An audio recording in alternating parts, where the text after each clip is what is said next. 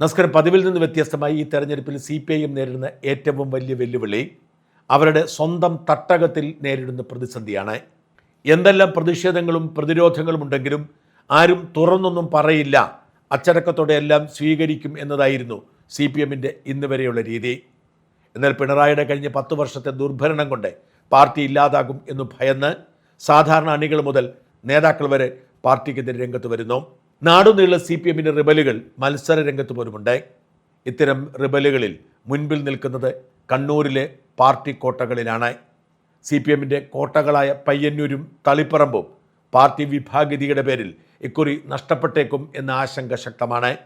അവസരം മുതലെടുത്തുകൊണ്ട് പയ്യന്നൂരിൽ CPM വിമതനായ കുഞ്ഞികൃഷ്ണനെയും തളിപ്പറമ്പിൽ CPM വിമതനായ TK ഗോവിന്ദനെയും UDF പിന്തുണയ്ക്കുക കൂടി ചെയ്തതോടെ CPMന് അങ്കലാപ്പുണ്ട്. തളിപ്പറമ്പും പയ്യന്നൂരും കോൺഗ്രസ് പാർട്ടിക്ക് ഒരു സ്ഥാനാർത്ഥിയെ നിർത്തി ജയിപ്പിക്കാൻ ത്രാണിയുള്ള മണ്ഡലങ്ങളല്ല. ഈ രണ്ട് മണ്ഡലത്തിൻ്റെയും കീഴിൽ നിരവധി പാർട്ടി ഗ്രാമങ്ങളുണ്ട്.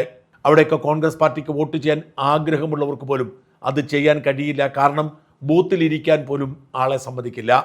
ബൂത്തിലിരിക്കുന്നവരെ തല്ലി ഓടിച്ചിട്ട് മുഴുവൻ പേരെ കൊണ്ടും CPMന് അനുകൂലമായി വോട്ട് ചെയ്യിപ്പിച്ചാണ് അവർ മുമ്പോട്ട് പോകുന്നത്. ഇവിടെ CPM വിമതർ തന്നെ രംഗത്ത് വന്നതോടെ പാർട്ടി ഗ്രാമങ്ങളിൽ ഇത്തരം വിമതർ CPM സ്ഥാനാർത്ഥിക്കെതിരെ രംഗത്ത് വരുമെന്നും അതുകൊണ്ട് കള്ളവോട്ടുകൾ ഒരു പരിധിവരെ തടയപ്പെടുമെന്നും കണക്കാക്കപ്പെടുന്നു. പയ്യന്നൂർ രക്തസാക്ഷി ഫണ്ട് അടിച്ചുമാറ്റിയതിൻ്റെ പേരിലാണ് കുഞ്ഞികൃഷ്ണൻ പുറത്തായതെങ്കിൽ തളിപ്പറമ്പിൽ പാർട്ടി സംസ്ഥാന സെക്രട്ടറി MV ഗോവിന്ദൻ്റെ ഭാര്യ PK ശ്യാമളയെ സീനിയോറിറ്റി മറികടന്ന് സ്ഥാനാർത്ഥി ആക്കിയതാണ് പ്രതിഷേധത്തിന് കാരണമാകുന്നത്. പയ്യന്നൂരേക്കാൾ രൂക്ഷമാണ് തളിപ്പറമ്പിലെ എതിർപ്പ്. തളിപ്പറമ്പിലെ TK ഗോവിന്ദൻ വാസ്തവത്തിൽ കണ്ണൂരിലെ ഏറ്റവും മുതിർന്ന CPM നേതാക്കളിൽ ഒരാളാണ്. അധികാരമോഹമോ സ്ഥാനമോഹമോ ഇല്ലാതെ പാർട്ടിക്ക് വേണ്ടി ജീവിതം മാറ്റിവെച്ചയാൾ. MV ഗോവിന്ദൻ MV രാഘവനൊപ്പം പോയപ്പോൾ പാർട്ടിയിൽ പിടിച്ചു നിർത്തി വളരാൻ സഹായിച്ച ആൾ കൂടിയാണ് ഗോവിന്ദൻ. പക്ഷെ ഗോവിന്ദന് ജില്ലാ സെക്രട്ടേറിയറ്റിന് അപ്പുറത്തേക്ക് ഒന്നുമാവാൻ കഴിഞ്ഞില്ല. ഗോവിന്ദൻ പാർട്ടിയെ സേവിക്കുക എന്നതിനപ്പുറത്തേക്ക് സ്ഥാനമോഹങ്ങളിൽ ചെന്നുപെട്ടതുമില്ല. എന്നാൽ MV ഗോവിന്ദൻ്റെ ഭാര്യ യാതൊരു അർഹതയുമില്ലാതെ സ്ഥാനാർത്ഥിയായതോടെ ഗോവിന്ദനിലെ ധാർമ്മിക ബോധം ഉണരുകയും പൊട്ടിത്തെറിക്കുകയുമായിരുന്നു. ഗോവിന്ദൻ പങ്കുവച്ച അതേ വികാരമുള്ളവരാണ് പാർട്ടി സഖാക്കളിൽ ഭൂരിപക്ഷം പേരും. ഇക്കുറി ഗോവിന്ദനെ പിന്തുണച്ച് തളിപ്പറമ്പിൽ അട്ടിമറി നടത്താനുള്ള നീക്കം ശക്തമാണ്. തളിപ്പറമ്പിൽ CPM കോട്ട തകരുമെന്ന് തന്നെയാണ് കണക്കാക്കപ്പെടുന്നത്. മറ്റൊരു ഒഞ്ചിയത്തിൻ്റെ അവസ്ഥയിലേക്ക് തളിപ്പറമ്പ് മാറുമെന്ന് ആശങ്കപ്പെടുന്നവർ ഏറെയാണ്. ഇത്രയും വലിയ തിരിച്ചടി പയ്യന്നൂരിൽ ഉണ്ടായില്ലെങ്കിലും വലിയ തിരിച്ചടി അവിടെയും സംഭവിക്കുമെന്ന് പാർട്ടി വിലയിരുത്തുന്നു. ഈ തളിപ്പറമ്പിലും പയ്യന്നൂരിൽ മാത്രമല്ല ഇതിൻ്റെ അനുരണനങ്ങൾ തുടരുന്നത്. സാക്ഷാൽ EMS നമ്പൂതിരിപ്പാടും EK നായനാരുമൊക്കെ ജയിച്ച തൃക്കരിപ്പൂരിൽ ഇക്കുറി സന്ദീപ് വാര്യർ പോയി ചലനം സൃഷ്ടിക്കുന്നതും CPMന് ഉറക്കം കെടുത്തുന്നുണ്ട്. കുറഞ്ഞ ദിവസങ്ങൾക്കുള്ളിൽ സന്ദീപ് വാര്യർ മണ്ഡലത്തിൽ വലിയ തോതിൽ സ്വാധീനമുണ്ടാക്കി കഴിഞ്ഞു. പാർട്ടി ഗ്രാമങ്ങളായി ചീമേനിയിലും മറ്റും തീയ വിഭാഗത്തിൽപ്പെട്ടവർ പാർട്ടിയോട് ഉടക്കി നിൽക്കുന്ന സാഹചര്യം കൂടി രൂപപ്പെട്ടതോടെ സകലയിടത്തും സന്ദീപ് വാര്യർക്ക് സ്വീകാര്യത വർദ്ധിക്കുന്ന സാഹചര്യം രൂപപ്പെടുന്നു. അങ്ങനെ മലബാറിൽ 3 പ്രധാനപ്പെട്ട CPM കോട്ടകളിൽ വലിയ വിള്ളൽ സംഭവിച്ചു കഴിഞ്ഞു. കൂടാതെയാണ് പാലക്കാട് PK ശശി നടത്തുന്ന പ്രകടനം. പാലക്കാട് ഏറ്റവും അധികം സ്വാധീനമുള്ള CPM നേതാക്കളിൽ ഒരാളായിരുന്നു PK ശശി. ആ ശശിക്കെതിരെ ചില ലൈംഗികാരോപണങ്ങൾ ഉണ്ടാവുകയും പാർട്ടി അകറ്റി നിർത്തുകയും ചെയ്തു. എന്നാൽ ഒടുവിൽ ശശി പാർട്ടി വിട്ട് UDFനൊപ്പം ചേർന്ന് ഒറ്റപ്പാലത്ത് മത്സരിക്കുകയാണ്. ഒറ്റപ്പാലത്ത് മാത്രമല്ല ഷൊർണൂറിലും പട്ടാമ്പിയിലും വരെ ശശിയുടെ സ്വാധീനം വ്യാപിച്ചു കിടക്കുന്നെന്നും ഈ 3 ഇടങ്ങളിലും വലിയ ചലനം പാർട്ടിക്കെതിരായി ഉണ്ടാക്കുമെന്നുമാണ് റിപ്പോർട്ടുകൾ. എന്ന് വെച്ചാൽ മലബാറിൽ CPMനെതിരായ ഒരു കാറ്റ് തിരിഞ്ഞു വീശിക്കൊണ്ടിരിക്കുന്നു എന്നർത്ഥം. നേരത്തെ സൂചിപ്പിച്ചതുപോലെ CPMൻ്റെ മറ്റൊരു കോട്ടയായ പേരാമ്പ്രയിൽ TP രാമകൃഷ്ണനെതിരെ ഫാത്തിമ തെഹ്ലിയ നടത്തുന്ന പ്രകടനവും CPMനെ ഞെട്ടിക്കുന്നതാണ്.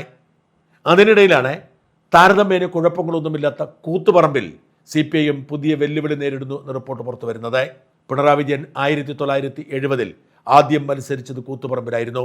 77ലും 91ലും കൂത്തുപറമ്പിൽ പിണറായി വീണ്ടും മത്സരിക്കാനെത്തി.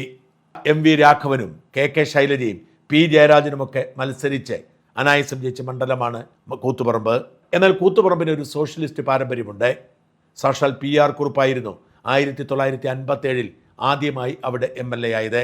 കുറുപ്പിൻ്റെ മകൻ KP മോഹനൻ അങ്ങോട്ടും ഇങ്ങോട്ടും മുന്നണി മാറാറുണ്ടെങ്കിലും അവിടെ വിജയം ഉറപ്പാക്കിയിരുന്നു കഴിഞ്ഞ 3 തവണയും, 2011, 16, 21. ഇക്കുറി മോഹനൻ മാറി ഒരു പ്രവീണാണ് RJDയുടെ സ്ഥാനാർത്ഥിയായി ഇടതുമുന്നണിക്ക് വേണ്ടി മത്സരിക്കുന്നത്. PR കുറുപ്പിനും മകനും അവിടെയുള്ള സ്വാധീനം മറ്റാർക്കുമില്ല എന്നതാണ് വാസ്തവം. സർക്കാരിനെതിരെ വികാരം മുതലെടുക്കാൻ മുസ്ലിം ലീഗ് ഇക്കുറി ഒരു ഹിന്ദു സ്ഥാനാർത്ഥിയാണ് രംഗത്തിറക്കിയിരിക്കുന്നത്. ദളിത് വിഭാഗത്തിൽപ്പെട്ട ജയന്തി രാജനെ മുസ്ലിം ലീഗ് കൃത്യമായ ഒരു തന്ത്രത്തിൻ്റെ ഭാഗമായാണ് അവിടെ മത്സരിപ്പിക്കുന്നത് എന്നാണ് റിപ്പോർട്ട്. ജയന്തി രാജനെ നിർത്തിയതോടുകൂടി ഹിന്ദു വോട്ടുകൾ കൂടി സംശീകരിക്കാൻ കഴിയുമെന്ന് കണക്കാക്കപ്പെടുന്നു. അതേസമയം മുസ്ലിം ലീഗിൻ്റെ സ്ഥാനാർത്ഥി എന്ന നിലയിൽ മുസ്ലിം വോട്ടുകൾ ഒന്നുപോലും ചോരാതെ അവിടെ ലഭിക്കുകയും ചെയ്യും. വളരെ വ്യത്യസ്തമായ ഈ തന്ത്രം CPMനെ പ്രതിരോധത്തിലാക്കുന്നു എന്നാണ് റിപ്പോർട്ടുകൾ. കൂത്തുപറമ്പിലെ ഒരു വോട്ടർ എനിക്കൊരു കത്തയച്ചു. ആ കത്ത് എങ്ങനെയാണ്: ഈ തെരഞ്ഞെടുപ്പ് വേളയിൽ അധികമാരും ചർച്ച ചെയ്യാതെ പോകുന്ന എന്നാൽ വലിയ രാഷ്ട്രീയ പ്രാധാന്യമുള്ള കൂത്തുപറമ്പ് നിയോജക മണ്ഡലത്തെക്കുറിച്ചുള്ള ചില നിരീക്ഷണങ്ങൾ പങ്കുവയ്ക്കാനാണ് ഈ ഇമെയിൽ. ഒരു CPM കോട്ട എന്ന നിലയിലാണ് പലരും കൂത്തുപറമ്പിനെ കാണുന്നത്. എന്നാൽ അവിടുത്തെ ഒരു വോട്ടർ എന്ന നിലയിൽ എനിക്ക് പറയാനുള്ളത് മുസ്ലിം ലീഗിന് ഇന്നും 35% മുതൽ 40% വരെ വോട്ട് വിഹിതമുള്ള മണ്ഡലമാണിതെന്നാണ്. ഇത്തവണത്തെ രാഷ്ട്രീയ സാഹചര്യം പരിശോധിക്കുമ്പോൾ താഴെ പറയുന്ന ഘടകങ്ങൾ ശ്രദ്ധേയമാണ്. ഒന്ന്, സ്ഥാനാർത്ഥിത്വം.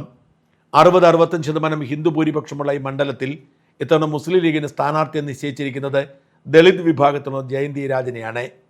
ഇത് മണ്ഡലത്തിലെ വോട്ട് സമവാക്യങ്ങളിൽ വലിയ മാറ്റമുണ്ടാക്കാൻ സാധ്യതയുണ്ട്. മുസ്ലിം സ്ഥാനാർത്ഥി ആയതുകൊണ്ട് മാത്രം വോട്ട് ചെയ്യാതിരിക്കുന്ന ചിലരെങ്കിലും ജയന്തിക്ക് വോട്ട് ചെയ്യാതിരിക്കില്ല. ഭരണവിരുദ്ധ വികാരം. നിലവിൽ MLA ആയ KP മോഹനെതിരെ മണ്ഡലത്തിൽ ശക്തമായ ഭരണവിരുദ്ധ വികാരം നിലനിൽക്കുന്നുണ്ട്. ഈ വികാരം ഭയന്നാണ് ഇത്തവണ അദ്ദേഹത്തിനെ മത്സരരംഗത്ത് നിന്ന് മാറ്റി നിർത്തിയത് എന്നാണ് വിലയിരുത്തപ്പെടുന്നത്. ഇത് LDFന് വലിയ തിരിച്ചടിയാവാൻ സാധ്യതയുണ്ട്. KP മോഹനെതിരെ മാത്രമല്ല, സർക്കാരിനെതിരെയുള്ള ഭരണവിരുദ്ധ വികാരം ശക്തമാണ് അവിടെ. മാത്രമല്ല, മണ്ഡലത്തിലെ മുസ്ലിം വോട്ടുകൾ അത് ഒരുമിച്ച് ധ്രുവീകരിച്ച് UDF സ്ഥാനാർത്ഥിക്ക് അനുകൂലമാവും. 3, സ്ത്രീ വോട്ടർമാർ. മണ്ഡലത്തിലെ ആകെ 1,94,344 വോട്ടർമാരിൽ ഭൂരിഭാഗവും സ്ത്രീകളാണ്. അതായത് 1,01,303 പേർ. പുരുഷന്മാരെക്കാൾ 93,041 പേർ. സ്ത്രീ വോട്ടർമാരുടെ എണ്ണത്തിലുള്ള ഈ വർധനവ് വനിതാ സ്ഥാനാർത്ഥിക്ക് അനുകൂലമായേക്കും. അതായത് ഒരു വനിത എന്ന നിലയിൽ സ്ത്രീകൾ ഒരുപക്ഷെ കൂടുതലായി ജയന്തിക്ക് വോട്ട് ചെയ്തേക്കും എന്നാണ് വിലയിരുത്തൽ. സാമുദായിക ഘടന. മുൻ സെൻസസ് പ്രകാരം 1.31% പട്ടികജാതി വിഭാഗക്കാരും 0.38% പട്ടികവർഗ വിഭാഗക്കാരുമാണ് മണ്ഡലത്തിലുള്ളത്. അതായത് ഏതാണ്ട് 2% SC/ST ആളുകൾ വോട്ടർമാരുണ്ട്. ഈ 2% ആളുകൾ ജയന്തിക്ക് വോട്ട് ചെയ്യുന്ന സാഹചര്യം ഉണ്ടായാൽ പോലും വലിയ മുന്നേറ്റമുണ്ടാവും എന്ന് കണക്കാക്കുന്നു. കാരണം കൂത്തുപറമ്പിൽ LDFും UDFും തമ്മിലുള്ള വ്യത്യാസം അത്ര വലുതല്ല. നിലവിലെ വോട്ട് വിഹിതം ഏകദേശ കണക്ക് 42-45% LDF, 35-40% UDF, 10-15% NDA.